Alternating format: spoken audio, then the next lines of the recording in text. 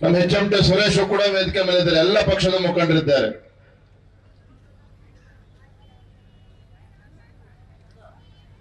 ಇಪ್ಪತ್ತಾರನೇ ತಾರೀಕು ಮೊದಲ ಹಂತದ ಚುನಾವಣೆ ಕರ್ನಾಟಕ ರಾಜ್ಯದಲ್ಲಿ. ನಮ್ಮ ಮುಂದೆ ಇರತಕ್ಕಂಥ ಲೋಕಸಭಾ ಚುನಾವಣೆ ಯಾವುದೋ ಎರಡು ಜಾತಿಗಳ ಮಧ್ಯೆ ನಡೀತಾ ಇರ್ತಕ್ಕಂಥ ಚುನಾವಣೆ ಅಲ್ಲ. ನಮ್ಮ ಮುಂದೆ ಇರತಕ್ಕಂಥ ಚುನಾವಣೆ ಕೇವಲ ಎರಡು ರಾಜಕೀಯ ಪಕ್ಷಗಳ ಮಧ್ಯೆ ನಡೀತಾ ಇರ್ತಕ್ಕಂಥ ಚುನಾವಣೆ ಅಲ್ಲ.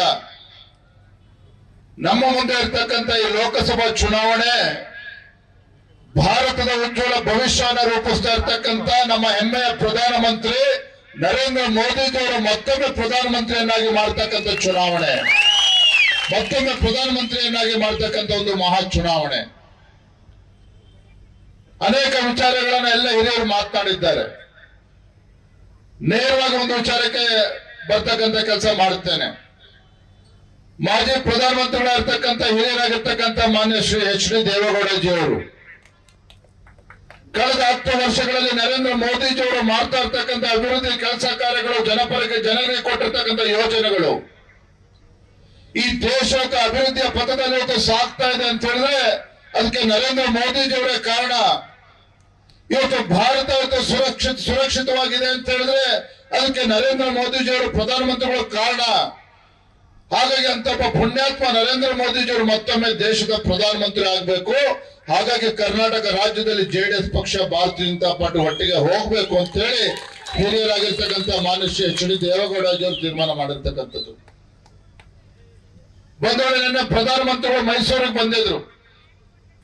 ಸನ್ಮಾನ್ಯ BS ಯಡಿಯೂರಪ್ಪರು, ಮಾನ್ಯ ದೇವೇಗೌಡಜಿಯವರು, ನನ್ನ ದೇವೇಗೌಡಜಿಯವರ ಮಾತುಗಳನ್ನ ಕೇಳಿದ್ರೆ, ನೆನ್ನೆಯವರ ಭಾಷಣಗಳವರ ಮಾತುಗಳನ್ನ ಕೇಳಿದ್ರೆ ಇಡೀ ರಾಜ್ಯ ಸಂಚಲನ ಉಂಟಾಗಿರ್ತಕ್ಕಂಥದ್ದು.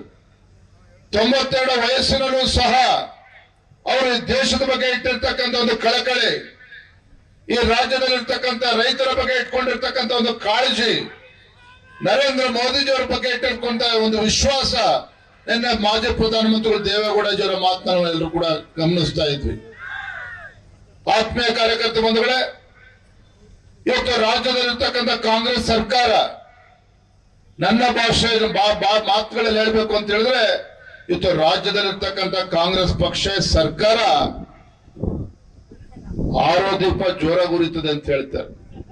ಆರೋದೀಪ ಜೋರಾಗಿ ಉರಿತದೆ ಅಂತ ಹೇಳ್ತಾರೆ. ರಾಜ್ಯದಲ್ಲಿರ್ತಕ್ಕಂಥ ಕಾಂಗ್ರೆಸ್ ಸರ್ಕಾರದ ಪರಿಸ್ಥಿತಿನೂ ಕೂಡ ಹೀಗಾಗಿರ್ತಕ್ಕಂಥದ್ದು. ನಾನು ವೇದಿಕೆ ಮಾಡ್ಕೊಂಡು ಮಾತನ್ನ ರಾಜ್ಯದ ಮುಖ್ಯಮಂತ್ರಿಗಳಿಗೆ, ಕಾಂಗ್ರೆಸ್ ಪಕ್ಷದ ಮುಖಂಡರಿಗೆ ಕೇಳೋದಕ್ಕೆ ಇಚ್ಛೆ ಪಡ್ತೇನೆ. ಸ್ವಾತಂತ್ರ್ಯ ಬಂದ 55-60 ವರ್ಷಗಳ ಕಾಲ ದೇಶದಲ್ಲಿ, ರಾಜ್ಯದಲ್ಲಿ ಆಡಳಿತದ ಚುಕ್ಕಾಣಿಯನ್ನು ಹಿಡಿದಂತವರು ದೇಶದಲ್ಲಿರ್ತಕ್ಕಂಥ ಕಾಂಗ್ರೆಸ್ ಪಕ್ಷ. ಅವರೇ ರಾಜ್ಯದಲ್ಲಿ ಮುಖ್ಯಮಂತ್ರಿಗಳು. ರಾಜ್ಯದಲ್ಲೂ ಕೂಡ ಕಾಂಗ್ರೆಸ್ ಸರ್ಕಾರ, ದೇಶದಲ್ಲೂ ಕೂಡ ಕಾಂಗ್ರೆಸ್ ಸರ್ಕಾರ 55-60 ವರ್ಷಗಳ ಕಾಲ. ಅವತ್ತು ಶ್ರೀಮತಿ ಇಂದಿರಾ ಗಾಂಧಿ ಅವರು ಗರೀಬಿ ಹಟಾವ್, ಗರೀಬಿ ಹಟಾವ್, ಗರೀಬಿ ಹಟಾವ್ ಅಂತ ಹೇಳಿ ಕೇಂದ್ರದಲ್ಲಿ ಮತ್ತೊಮ್ಮೆ ಕಾಂಗ್ರೆಸ್ ಸರ್ಕಾರವನ್ನು ತರ್ತಕ್ಕಂಥ ಕೆಲಸ ಮಾಡಿದ್ರು. ಬಂಧುಗಳೇ, 55-60 ವರ್ಷಗಳ ಆಡಳಿತ ನಡೆಸಿರ್ತಕ್ಕಂಥ ಕಾಂಗ್ರೆಸ್ ಪಕ್ಷ ಈ ರಾಜ್ಯದಲ್ಲಿ, ದೇಶದಲ್ಲಿ ಏನು ಬಡತನ ನಿರ್ಮೂಲನೆಯನ್ನ ಮಾಡ್ತೇವೆ ಅಂತ ಹೇಳಿ ಇವತ್ತು ಭರವಸೆನ ಕೊಟ್ಟ ಬಂದಂತ ಕಾಂಗ್ರೆಸ್ ಪಕ್ಷದವರು ಈ ದೇಶದಲ್ಲಿ, ರಾಜ್ಯದಲ್ಲಿ ಇವತ್ತು ಬಡತನ ನಿರ್ಮೂಲನೆ ಮಾಡೋದಕ್ಕೆ ಸಾಧ್ಯ ಆಯ್ತಾ? ಈ ರಾಜ್ಯದಲ್ಲಿರ್ತಕ್ಕಂಥ ಬಡತನವನ್ನ ನಿರ್ಮೂಲನೆ ಮಾಡೋದಕ್ಕೆ ಸಾಧ್ಯ ಆಯ್ತಾ? ಯಾವುದು ಕೂಡ ಮಾಡಲಿಲ್ಲ. ಕಾಂಗ್ರೆಸ್ ಪಕ್ಷದ ಪುಡಾರಿಗಳು, ಮುಖಂಡರುಗಳನ್ನು ಒಂದು ಬಡತನ ನಿರ್ಮೂಲನೆ ಆಯ್ತೆ ಹೊರತು ನಮ್ಮ ಬಡವರು ಇವತ್ತು ಬಡವರಾಗೇ ಇದ್ದಾರೆ ಇವತ್ತು. ಹಾಗೆ ಕಾಂಗ್ರೆಸ್ ಪಕ್ಷಕ್ಕೆ ಕೀರ್ತಿ ಏನಪ್ಪಾ ಅಂತ ಹೇಳಿದ್ರೆ, ಇವತ್ತು ಈ ದೇಶದಲ್ಲಿ ಇವತ್ತು ಬಡವರು ಬಡವರಾಗೇ ಇದ್ದಾರೆ ಅಂತ ಹೇಳಿದ್ರೆ ಅದರ ಕೀರ್ತಿ ಕಾಂಗ್ರೆಸ್ ಪಕ್ಷಕ್ಕೆ ಸಲ್ತದೆ, ಕಾಂಗ್ರೆಸ್ ಪಕ್ಷಕ್ಕೆ ಸಲ್ತದೆ. ಗರೀಬಿ ಹಟಾವ್ ನಾಟಕ ಮುಗೀತು. ಇವತ್ತು ಕರ್ನಾಟಕ ರಾಜ್ಯದಲ್ಲಿ ಇವತ್ತು ಕಾಂಗ್ರೆಸ್ ಪಕ್ಷದ ಹೊಸ ನಾಟಕ ನಡೀತಾ ಇದೆ. ಗ್ಯಾರಂಟಿ ನಾಟಕ ನಡೆಸ್ತಾ ಇದ್ದಾರೆ ಕಾಂಗ್ರೆಸ್ ಪಕ್ಷದವರು. ಇವತ್ತು ಒಂದು ಕೈಯನ್ನ ಕೊಡ್ತಕ್ಕಂಥದ್ದು ಮತ್ತೊಂದು ಕೈಯಿಂದ ಕಿತ್ಕೊಳ್ತಕ್ಕಂಥ ಕೆಲಸ ಮಾಡ್ತಾ ಇದ್ದಾರೆ. ರಾಜ್ಯದಲ್ಲಿ ಇವತ್ತು ಕಾಂಗ್ರೆಸ್ ಸರ್ಕಾರ ಬಂದ ನಂತರ ಪುಣ್ಯಾತ್ಮ ಸಿದ್ದರಾಮಯ್ಯನವರು ಮಾಡಿರ್ತಕ್ಕ, ಇವತ್ತು ನಾನು ಮತ್ತೊಮ್ಮೆ ಹೇಳ್ತಕ್ಕಂಥದ್ದು, ಒಂದೊಂದು ಸಂಸದರು ಕೂಡ ಬಹಳ ಪ್ರಮುಖವಾಗಿರ್ತಕ್ಕಂಥದ್ದು. ಪ್ರಜ್ವಲ್ ರೇವಣ್ಣ ಅವರು ಗೆದ್ದ ಮೇಲೆ ಅಲ್ಲಿ ಹೋಗಿ ಪಾರ್ಲಿಮೆಂಟ್ ಅಲ್ಲಿ ಕೂತ್ಕೊಂಡು ನರೇಂದ್ರ ಮೋದಿಜಿ ಅವ್ರ ಪರವಾಗಿ ಕೈ ಎತ್ತಕ್ಕಂಥ ಕೆಲಸವನ್ನ ಮಾಡ್ತಾರೆ. ನರೇಂದ್ರ ಮೋದಿಜಿ ಅವ್ರ ಪರವಾಗಿ ಜೈಕಾರ ಆಗ್ತಕ್ಕಂಥ ಕೆಲಸವನ್ನ ಮಾಡ್ತಾರೆ. ನರೇಂದ್ರ ಮೋದಿಜಿ ಪ್ರಧಾನಮಂತ್ರಿಗಳಿಗೆ ಶಕ್ತಿ ಕೊಡ್ತಕ್ಕಂಥ ಕೆಲಸವನ್ನ ಮಾಡ್ತಾರೆ.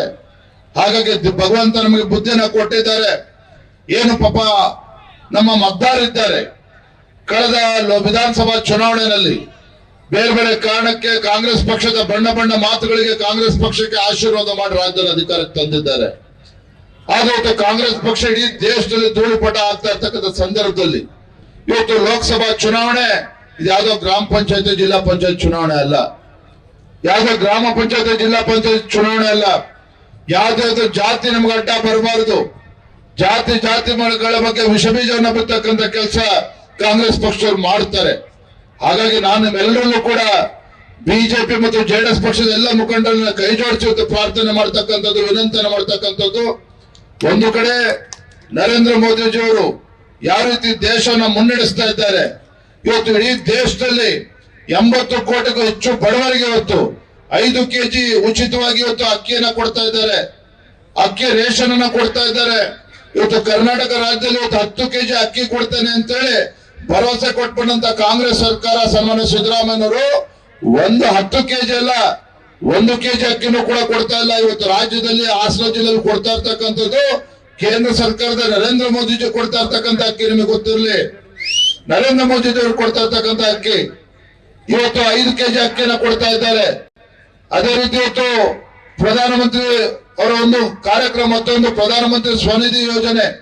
ಇವತ್ತು ಬೀದಿ ವ್ಯಾಪಾರಿಗಳು ಇರ್ಬೋದು, ಆ ಬೀದಿ ವ್ಯಾಪಾರಿಗಳು ಕೂಡ ಆರ್ಥಿಕ ಶಕ್ತಿನ ಕೊಡ್ತಕ್ಕಂಥ ಕೆಲಸ ಮಾಡ್ತಾ ಇದ್ದಾರೆ.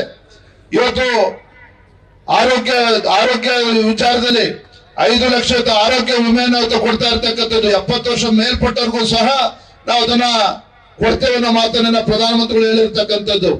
ಹಾಗಾಗಿ ಹಲವಾರು ಯೋಜನೆಗಳನ್ನು ನರೇಂದ್ರ ಮೋದಿಜಿ ನೇರವಾಗಿ ನಮಗೆ ತಲುಪಿಸ್ತಾ ಇರ್ತಕ್ಕಂಥ ಸಂದರ್ಭದಲ್ಲಿ ಈ ದೇಶದ ಭವಿಷ್ಯನ ರೂಪಿಸ್ತಕ್ಕಂಥ ಚುನಾವಣೆ ನಮ್ಮ ಅಭ್ಯರ್ಥಿಗಳಾಗಿರ್ತಕ್ಕಂಥ ಪ್ರಜ್ವಲ್ ರೇವಣ್ಣ ಅವರ ಕ್ರಮ ಸಂಖ್ಯೆ 2ರ ಮುಂದೆ ತೆನೆ ಹೊತ್ತ ಮಹಿಳೆ ಅವ್ರ ಹೆಸರು ಕಮಲಾ ಅಂತ ಇಟ್ಬಿಟ್ಟಿದ್ದಾರೆ ಪ್ರಜ್ವಲ್ ರೇವಣ್ಣ ಅವ್ರು. ನಾನು ಹೆಚ್ಚು ಮಾತಾಡಕ್ ಹೋಗಲ್ಲ ಅದ್ರ ಬಗ್ಗೆ. ಹಾಗಾಗಿ ಇವತ್ತು ನಮ್ಮ ಕಮಲ್ದುವಿನ ಗುರುತು ಇರೋದಿಲ್ಲ. ಭಾರತೀಯ ಜನತಾ ಪಾರ್ಟಿ ಇರ್ಬೋದು, ಜೆಡಿಎಸ್ ಪಕ್ಷ ಇರ್ಬೋದು, ಮತದಾರ ಇರ್ಬೋದು, ನಮ್ಮ ವೋಟಿಂಗ್ ಬೂತಿಗೆ ಹೋದಾಗ ನಮ್ಗೆ ಕಾಣ್ತಕ್ಕಂಥದ್ದು ತೆನೆ ಹೊತ್ತ ಮಹಿಳೆ ಮಾತ್ರ. ಹಾಗಾಗಿ ಯಾವ್ದಾವ್ದೋ ಕೈಗಳನ್ನು ನೋಡಿ ಅವಲಕ್ಷಣ ಮಾಡ್ಕೊಳ್ಳೋದು ಬೇಡ, ಆ ಕೈಯನ್ನು ನೋಡಕ್ಕೂ ಹೋಗ್ಬಿಡ್ರಿ.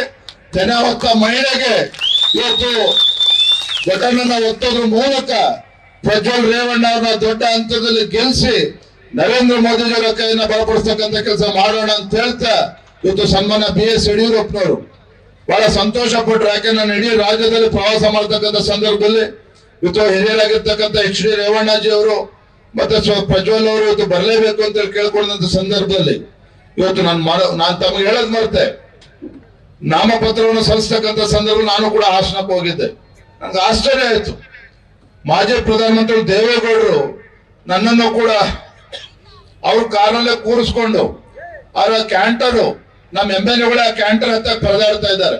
ಪಾಪ ದೇವೇಗೌಡರು ಈ ವಯಸ್ಸಲ್ಲೂ ಸಹ ನೋಡಿ ಆ ಪುಣ್ಯಾತ್ಮನ ಕಳಕಳಿನ ಅರ್ಥ ಮಾಡ್ಕೊಳ್ಳಿ.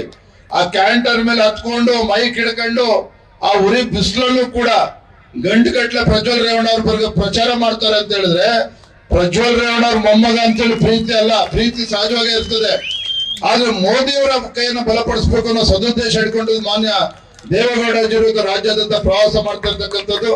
ಅದನ್ನ ಅರ್ಥ ಮಾಡಿಕೊಂಡು ನರೇಂದ್ರ ಮೋದಿಜಿಯವರ ಜನಪ್ರಿಯತೆನ ಮತವನ್ನಾಗಿ ಪರಿವರ್ತನೆ ಮಾಡ್ತಕ್ಕಂಥ ಕೆಲಸ ನಾವು ಸೇರಿ ಮಾಡೋಣ, ಪ್ರಜ್ವಲ್ ರೇವಣ್ಣ ಗೆಲ್ಸೋಣ ಅಂತಕ್ಕಂಥ ಒಂದು ವಿನಂತಿಯನ್ನ ಮಾಡ್ತಾ ತಮ್ಮೆಲ್ಲರೂ ಕೂಡ ವಂದಿಸಿ ನನ್ನ ಮಾತುಗಳಿಗೆ ವಿರಾಮಗಳನ್ನು ಹೇಳ್ತಾ ಇದ್ದೇನೆ. ವಂದನೆಗಳು, ನಮಸ್ಕಾರ.